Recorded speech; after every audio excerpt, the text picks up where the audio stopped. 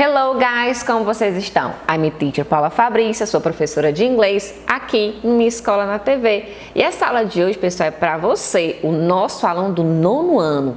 É a nossa aula de número 12.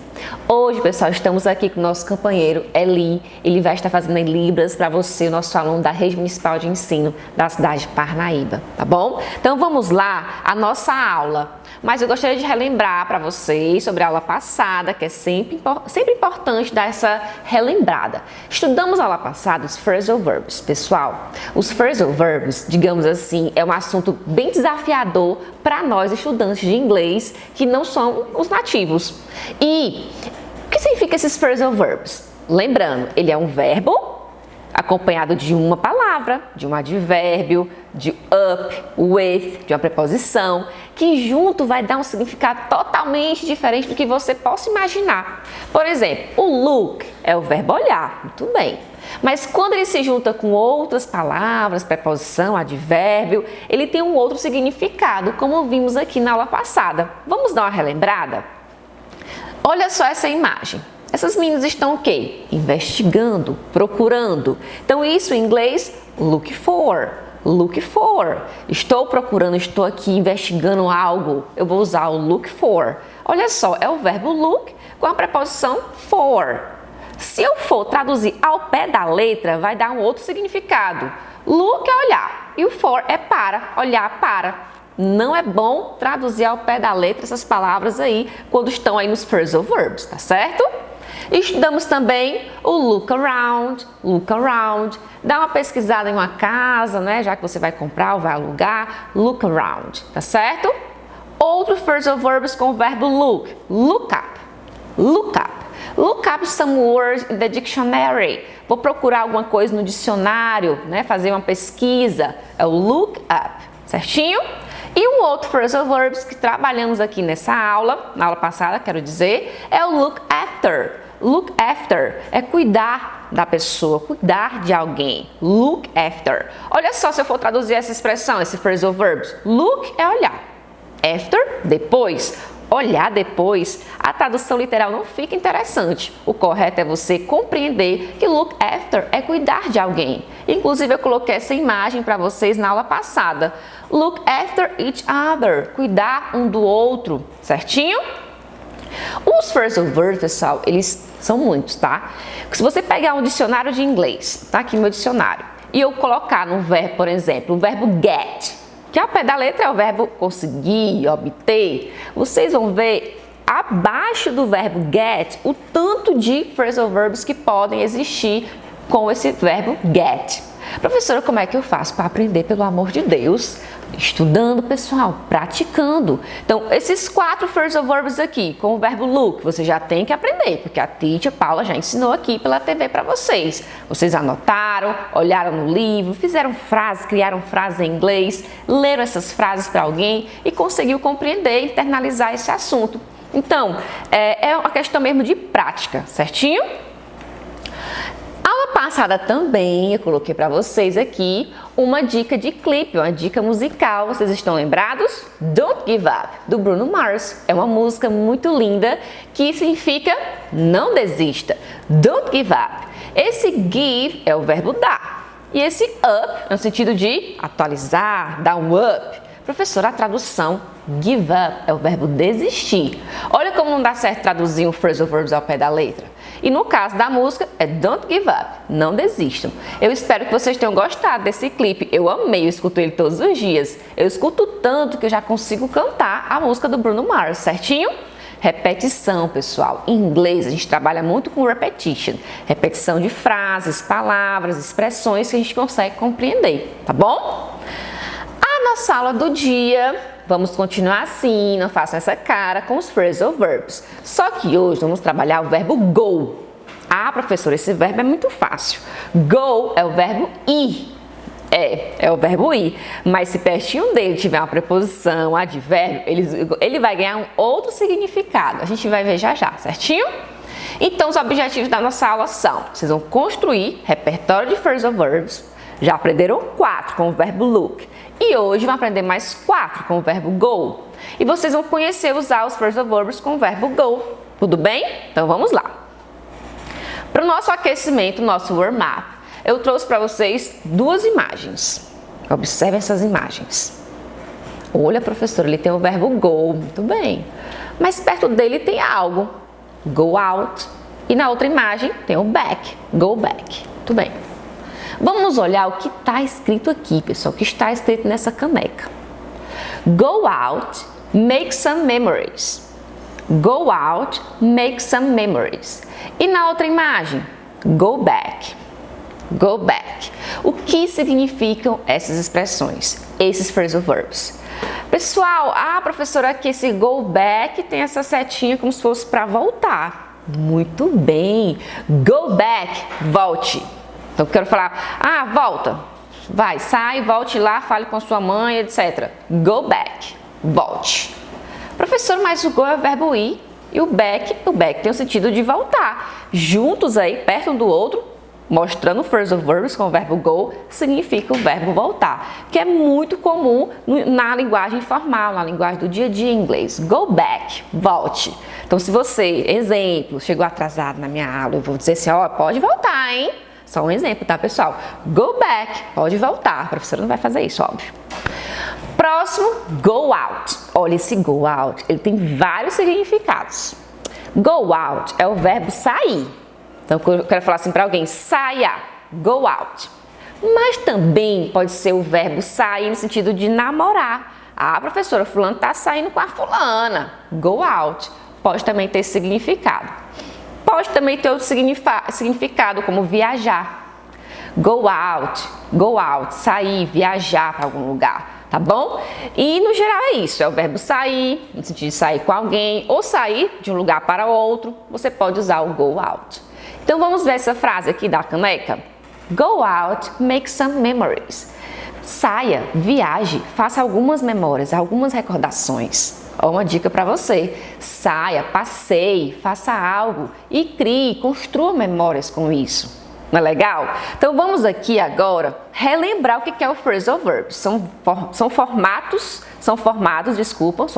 pelo verbo e uma ou duas partículas. Então lembrando, phrasal verbs é um verbo com uma ou duas partículas, preposição, advérbio. E no dicionário você pode ver vários exemplos de phrasal verbs dependendo do verbo. Tem com o verbo take. O verbo take é o verbo pegar. Sozinho ele é o verbo pegar, obter. Take. Mas se tiver perto dele preposição, advérbio, gente, ele tem vários significados interessantes, tá bom? Então pratiquem, estudem junto comigo que vocês vão conseguir compreender. Vamos agora observar cada um com muita calma e compreendendo dentro de sentenças em inglês, certo? Vamos lá. Go. Muito bem. O go é o verbo ir, ao pé da letra. Mas lembrando que se ele estiver perto dele aí uma preposição, um advérbio, ele vai ganhar outros significados. O número 1, go out. Repitam comigo aí de casa. Go out. Se eu quero falar assim, saia daqui, go out. Eu posso falar assim em inglês. Vamos ver aqui uma sentença interessante, ó. They love to go out every Sunday. They love to go out every Sunday. Essa palavra Sunday, S maiúsculo, que é um dia de semana, domingo. Eles amam sair todo domingo. Pessoal, esse go out também pode ser de sair com os amigos, né? Para alguma coisa, ir para o cinema, se divertir com os amigos, no sentido de go out também, tá? Ele pode indicar. Olha como o go out ele é bem versátil, não é? Então, they love to go out every Sunday. Eles amam sair todo domingo. Sair no sentido de se divertir, sair com os amigos. Go out with my friends. Sair com os meus amigos. Number 2. O verbo phrasal verbs go com a palavra back.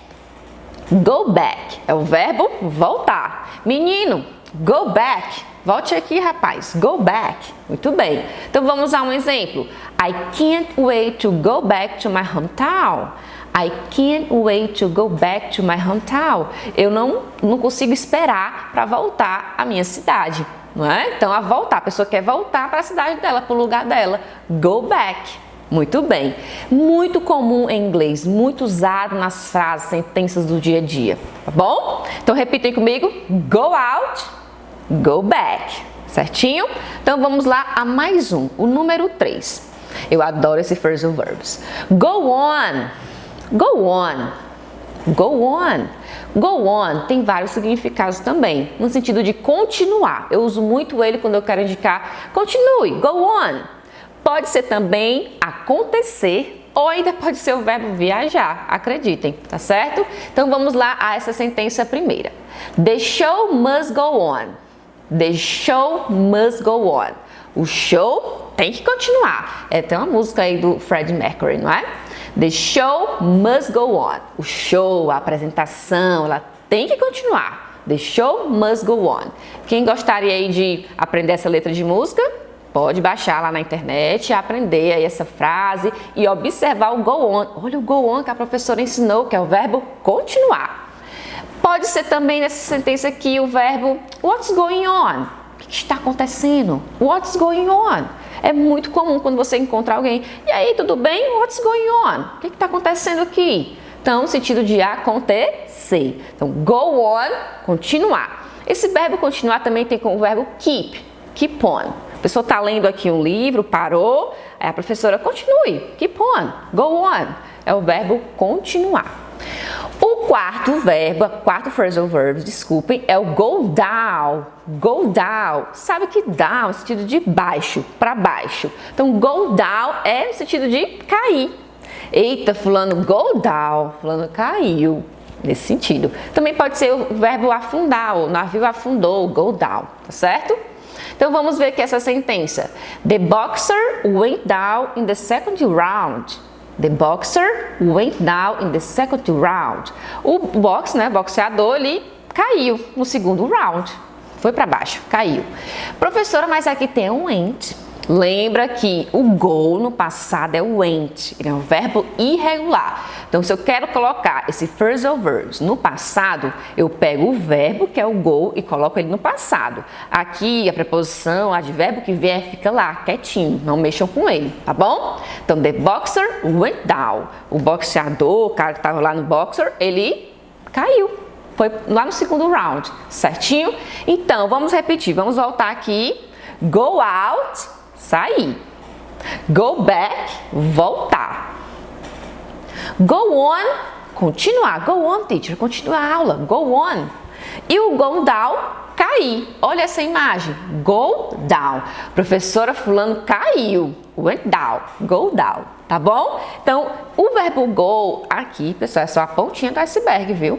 Pega o dicionário de vocês de inglês. Abram. Olhem o verbo go. Vocês vão ver o tanto de traduções possíveis se ele tiver aí pertinho dele uma preposição ou um advérbio. Ele sozinho é o verbo ir, mas às vezes ele não está só, ele vem aí acompanhado com um advérbio ou uma preposição, ok? Pessoal, agora vamos fazer uma pequena atividade com a teacher. Eu coloquei aqui 4 imagens, 4 pictures e 4 phrasal verbs. Claro, os phrasal verbs que estudamos aqui na nossa aula de inglês. O go out, look around, go down and look for. Vocês vão correlacionar esses phrasal verbs com as imagens, certinho? Então vamos lá. Primeira imagem. Sair com os amigos, né? Sair para uma festa, para algum lugar. Qual phrasal verbs é apropriado para essa imagem? O que vocês acham? É o go out, o go down, look for ou look around?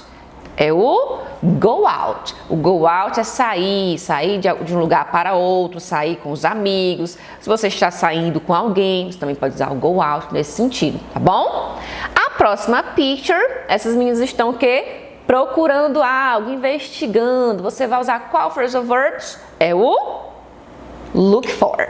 Look for someone, looking for something. Procurando por alguém, procurando por alguma coisa. É o look for, tá certo? E o próximo phrasal verbs é o, dessa imagem, go down ou look around. Cair, pessoal. Como é que cai em inglês? Eita, fulano caiu. É o go down. Caiu no chão. Tá certo? Cuidado. Go down. E o último é o dar uma olhadinha, pesquisar para uma casa, se você vai alugar, comprar. Look around. Look around. Então, esses phrasal verbs são super comuns em inglês. Estudem, pratiquem, usem aí com alguém. Você está praticando inglês. Mãe, fulano, ó, go down. Fulano caiu. Use que você vai conseguir aprender com certeza. Eu gostaria só de mostrar essa imagem para vocês do Happy Teacher's Day and Happy Halloween, que foram comemorações do mês de outubro. E em inglês eles usam dessa forma, Happy Children's Day, feliz dia das crianças. Happy Teacher's Day, feliz dia do professor. E Happy Halloween, que aí no finalzinho de outubro é comemorado Halloween, principalmente nos países que usam inglês como primeiro idioma, tá bom? Pessoal, agora, para encerrar mesmo a nossa aula, eu vou deixar um pedacinho de um clipe que é bem legal, eu gosto muito dessa música, que se chama A Thousand Years. Eu espero que vocês gostem e lembrem de algum filme aí que vocês podem estar correlacionando essa música com este filme. Eu creio que vocês vão gostar bastante, tá bom? E eu vejo vocês na nossa próxima aula. See you!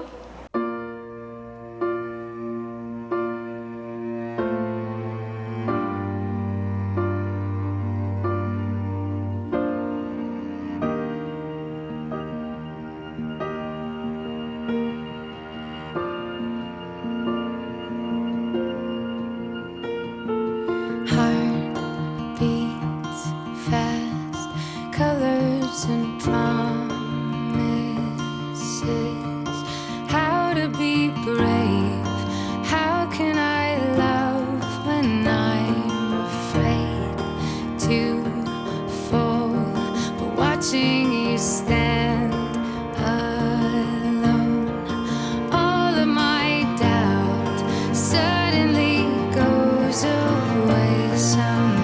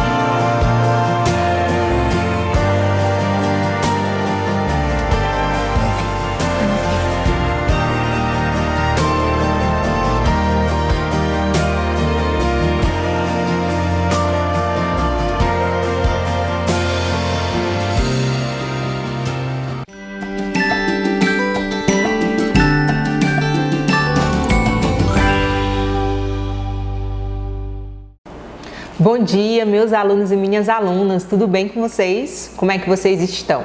Pessoal, hoje é a nossa aula de número 7, pensada para você, meu aluno do 7º ano. Na aula de hoje, pessoal, nós iremos continuar conversando sobre alguns aspectos da população brasileira.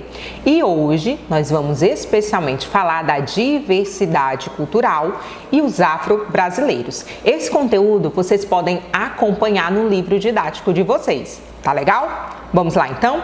Olha só, pessoal, então eu começo aqui a minha fala trazendo esse conceito aqui para vocês. Brasil, um país de muitos povos e muitas culturas. Isso mesmo, a gente não tem uma cultura única. A nossa cultura, ela é formada a partir da cultura de vários outros povos que a gente vai conhecer nessa aula de hoje. Então, olha só, pessoal, a população brasileira, ela originou-se da miscigenação. Vocês sabem o que é miscigenação? Né, de vários povos. Por isso, né, por ser fruto dessa miscigenação, dessa mistura de vários povos, ela vai apresentar uma grande diversidade cultural. Essa diversidade cultural, ela vai ser manifestada em vários aspectos. E aqui eu trago a religião, a música, a dança, a alimentação, a arquitetura e o vestuário. Eu trouxe aqui, gente, essa frase, né, uma citação, né, de um livro do Gilberto Freire, que é um grande, né, pesquisador aqui do nosso país. Essa frase, ela foi tirada do livro Casa Grande e Senzala. Olha o que ele traz. Todo brasileiro, mesmo sendo alvo, de cabelo louro, traz na alma, quando não na alma, no corpo, a sombra, ou pelo menos a pinta de um indígena ou do negro. O que o autor ele quis dizer com essa frase? Que todos nós, eu, você, os nossos familiares, a gente traz, né, na nossa caracterização, aspectos não apenas do colonizador, do branco, mas também do indígena e do negro. Olha só, pessoal, a exemplo, né, dessa diversidade, nós iremos ter a nossa própria língua portuguesa, que ela é reconhecida como uma língua oficial aqui no Brasil. Por que aqui no Brasil a gente fala o português? Porque a gente foi colonizado por Portugal. Já países vizinhos aqui a gente, como Uruguai, Paraguai, Argentina, eles foram colonizados por espanhóis e por isso a sua língua oficial é o espanhol. Ela possui, né, a nossa língua, palavras únicas quando são comparadas à língua portuguesa falada em outros países. Então, vamos pegar aqui o exemplo de Portugal.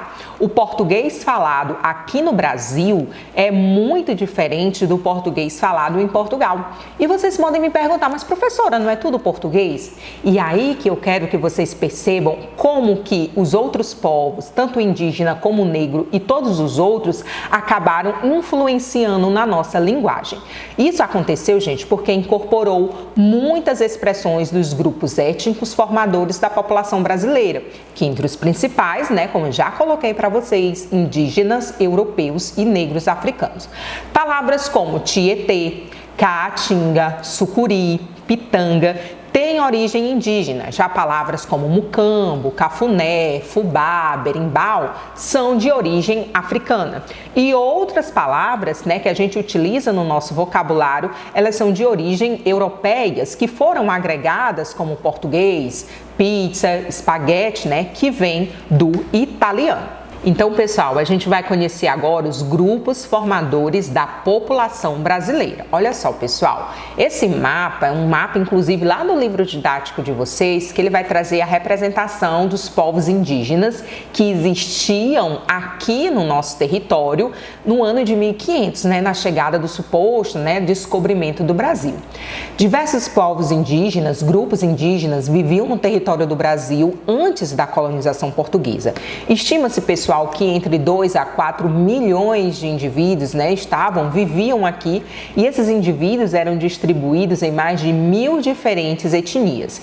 E esse pessoal, ele tinha características próprias de organização social, línguas, crenças, técnicas de coleta, caça, pesca, cultivo agrícola. Hoje, alguns grupos indígenas, infelizmente, vivem isolados, ou felizmente, né, porque assim mantém de fato as suas tradições. Outros vivem em reservas, em cidades, que infelizmente muitas vezes são precárias as condições de vida, certo? Então analisem aí esse mapa, percebam. Vamos ver se a gente acha aqui, ó, em todo o litoral, pelo menos a gente tem a representação da cor amarela.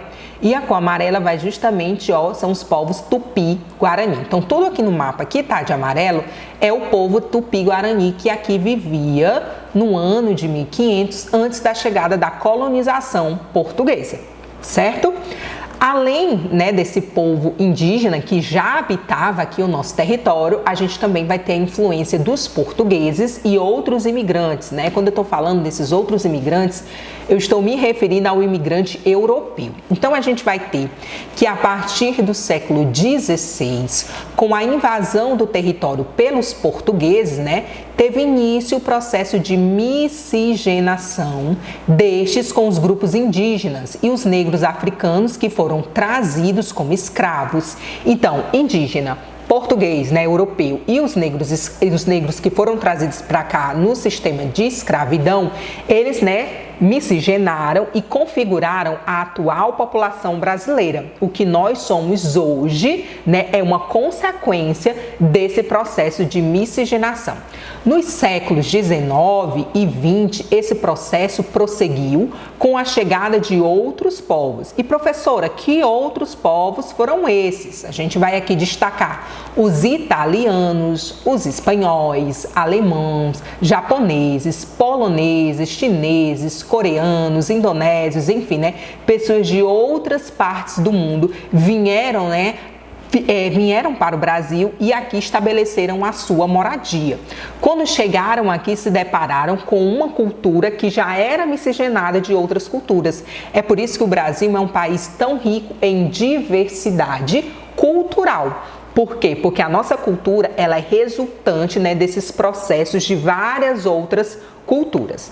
E eu não poderia deixar de trazer para vocês a questão dos negros africanos. Olha só, esse mapa aí que foi também tirado do livro didático de vocês é a área de origem dos afro-brasileiros. Então, como vocês sabem, né, os escravos, os negros, eles eram trazidos para cá. Eles não vinham de boa vontade, eles não vinham passar férias. Eles eram arrancados, né, das suas comunidades e trazidos para cá em condições subhumanas.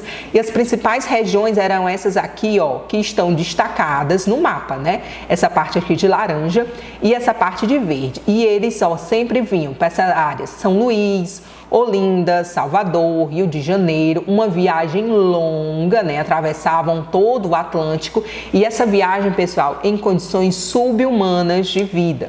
Então a gente tem o quê? Que a partir do século XVI, com a chegada dos negros africanos para servir de mão de obra, certo, gente?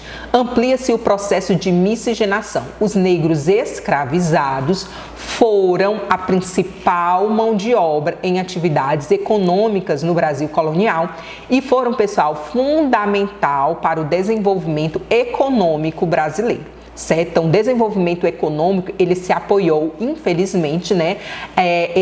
Teve essa grande ascensão devido, né, ao trabalho escravo, que é algo que o Brasil, infelizmente, tem aí uma grande dívida.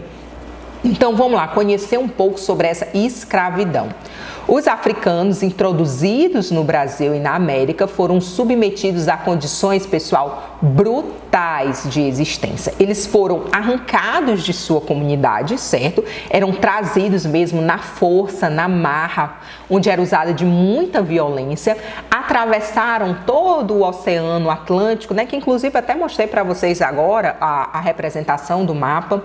Nos porões dos navios negreiros, eram trazidos como se fosse de fato uma mercadoria de venda e compra. Olha só, pessoal, calcula-se que cerca de 10 milhões, isso mesmo, milhões de negros africanos foram trazidos para a América entre os anos de 1502 até 1870. E eu tô falando aqueles que chegaram aqui vivos, não estou nem, né, considerando os que morreram durante a viagem ou aqueles que eram mortos durante a resistência ao seu aprisionamento. Muitos não queriam vir, eles eram arrancados, e aqueles que resistiam eram mortos. Infelizmente, como eu disse para vocês, a violência era algo bem assim exacerbado. Desse total, pessoal, né, de 10 milhões, estima-se que 3,5 milhões desembarcaram aqui no Brasil. Ou seja, né, de grande parte, né, do nosso povo, do povo brasileiro, tem sim algum grau de parentesco, né? É descendente de escravos oriundos da África. E aqui eu trouxe essas representações, essas duas imagens que eu tenho certeza que vocês já devem ter visto nos livros didáticos, né? Em outras experiências, né, escolares, que é justamente esse daqui, o porão do navio negreiro, né? Percebam aí, ó, condições subhumanas, as pessoas todas jogadas, empilhadas umas nas outras, aqueles que se revoltavam eram amarrados, e aqui um dos castigos mais famosos, né, que era o tronco, quando um escravo desobedecia ou era rebelde, ele era, né, exposto em praça pública, né, e era açoitado pelo capitão do mato, por alguém que estava representando, né, o dono da fazenda, no caso que seria o dono. Então, infelizmente, é algo, né, é uma parte triste da história e até mesmo da própria geografia aqui do nosso país.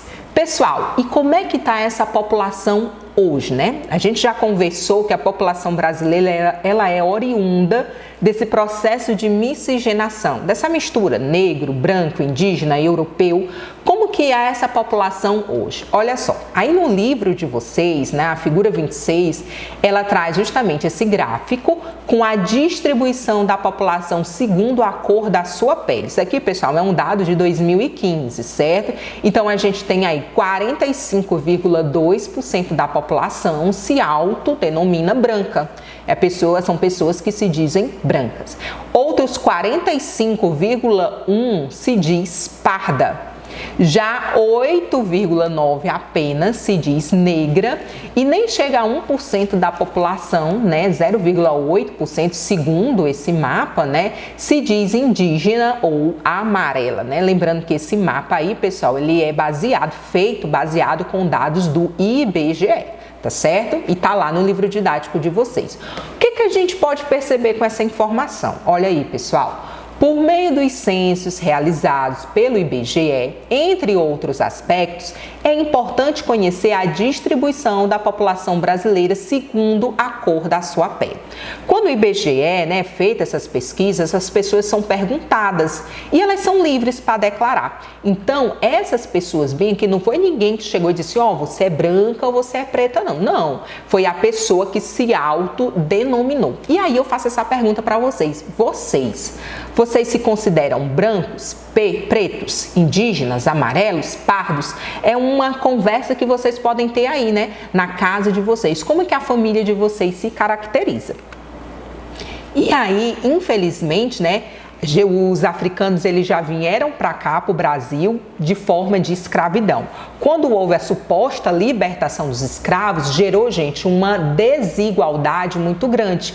E essa desigualdade, ela reflete até hoje. E a gente vai conversar um pouquinho sobre ela agora, sobre essas desigualdades entre os negros e não negros. Olha só, pessoal, estudos comprovam que a população negra, infelizmente, possui as piores condições de vida quando são comparadas a outros grupos. E acaba, pessoal, que a gente percebe essa desigualdade com a incidência da pobreza na população negra. Olha só, gente, aqui no Brasil, de cada 10 pessoas que são pobres, 6 dessas 10 são negras. No mercado de trabalho, ainda é alta a desigualdade entre o negro e o não negro, sobretudo em relação às mulheres negras. Elas são as que mais sofrem com a discriminação, porque sofre por ser negra e ainda sofre por ser mulher. Então tem esses dois pesos grandes. A desigualdade persiste também na educação. A taxa de analfabetismo, ou seja, das pessoas que não sabem ler nem escrever na população negra e parda, é o dobro. E o que isso significa? Que quanto maior o nível de ensino, e isso eu não estou falando apenas da educação básica, eu estou falando também do ensino superior, é menor a presença dos negros. E por conta disso, gente, surgem, né, políticas públicas, como é o exemplo das cotas, certo? As cotas, elas surgem justamente para minimizar, ou seja, atenuar essas diferenças entre negros e não negros. E aqui, já quase finalizando a nossa aula, eu vou trazer um pouco sobre os movimentos dos afro-brasileiros. Nos últimos anos, gente, os movimentos de luta dos afrodescendentes por igualdades e melhores condições de vida, ela vem contribuindo para a superação das barreiras sociais e culturais e permitindo-lhe destacar em várias atividades. O que esse movimento faz? Ele reforça que não é a cor da pele que determina a capacidade da pessoa. Até mesmo se a gente for trazer isso para o Brasil, pessoal, ser negro não é apenas você ter a pele de um tom mais escuro. O ser negro, ele está representado pela pele, no meu caso, de um tom escuro, num lábio mais grosso, como que eu posso colocar, num nariz também mais largo. Isso daí são traços negros. Muita gente, a pessoa vai ter a pele clara, mas vai ter o cabelo cacheado, né? Um cabelo mais crespo, e isso vai caracterizar, né, como que essa pessoa tem sim traços negros que vão além da cor da pele. O que a gente percebe? Que após a abolição da escravatura, no ano de 1888, surgiram as primeiras organizações afrodescendentes. Lá nas décadas de 1960, 1970, os movimentos em busca de direitos civis para os negros ganharam maior força aqui no Brasil, até mesmo como que eu posso colocar, por influência desses movimentos também nos Estados Unidos. Então foram fortificados esses movimentos, e aqui no Brasil a gente também teve essa fortificação, posso dizer assim. E com isso, muitas foram as formas de manifestação cultural do negro. Músicas e danças aparecem, né, como essa manifestação cultural. Inclusive o rap, né? O rap, né, que é uma sigla para ritmo e poesia em inglês, por exemplo, em suas letras é abordado racismo, violência, precárias condições de vida, condições de renda e outras temáticas sociais. Então, né, músicas, poesias que vão às vezes caracterizar o movimento negro é justamente para a gente, né, serve de alerta, serve para a gente atentar, nossa, realmente isso acontece, né? Que sirva de reflexão essa aula também para a gente. E aqui, já quase encerrando, eu trago aqui fotos de algumas dessas manifestações, né? Esse cartaz dizendo a vida negra importa, e importa sim, afinal, somos todos da mesma forma, não tem ninguém melhor, nem ninguém pior, temos apenas características que são diferentes. E eu finalizo aqui minha aula com essa outra, com o racismo, não. O racismo, ele vai bem além do discurso, ele vai através das nossas ações, palavras do nosso dia a dia, um olhar mais desviado ou não. E que essa aula, pessoal, sirva de reflexão para a gente, né? Não há quem valha mais, não há quem valha menos. Todos temos o mesmo valor. Afinal de contas, aqui no Brasil vivemos sobre a mesma Constituição, onde coloca todos ao mesmo pé de igualdade. Gostaram da aula de hoje? Bem reflexiva, né? E é esse o caminho, pessoal. A reflexão, o pensar sobre as nossas atitudes é que nos faz ser esse sujeito emancipatório.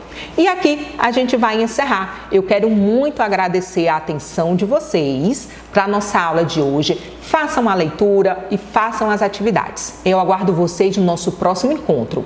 Tenham uma boa semana e até mais.